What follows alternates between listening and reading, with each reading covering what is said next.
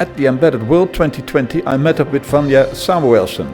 She is the founder and CEO of Qoitech, and in our conversation she mentioned how engineers can play a role in designing for a sustainable world by keeping the power consumption of IoT devices to an absolute minimum. Well, actually we believe that when it comes to saving the world, engineers play a huge role. And we are a company that want to provide for engineers good developer tools to actually optimize their devices from the energy perspective.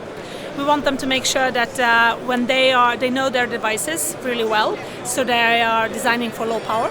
And we want them to pick the right battery for their devices, so the battery will be long-lived. Yeah. And we have created a tool called Otii. Okay. Yes, and it's a hardware and software tool. What it does is that gives you the insights in what is actually important, like what do you see when you are designing your device.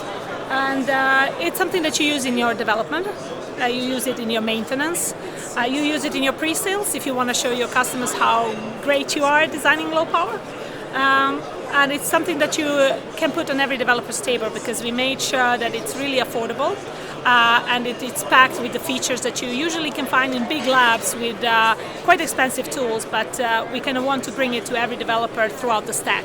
So this is the hardware part, and it's connected to whatever type of IoT device you have. This is the box that you actually power the device with and measure it as well. Yeah. You can then also extract some logs. For example, you can take it from the UART, whatever type of information you want to, for example, and then it's displayed and synced to your current that you're actually measuring. So what is this spike, for example? Say, okay, this spike is something specific. In this case, we know we have obviously created for the demo purposes that this is a TX burst and the RX burst, but for example if you're doing a narrowband IoT, you will get your profile, you will see the when you actually are sending something, the power save modes.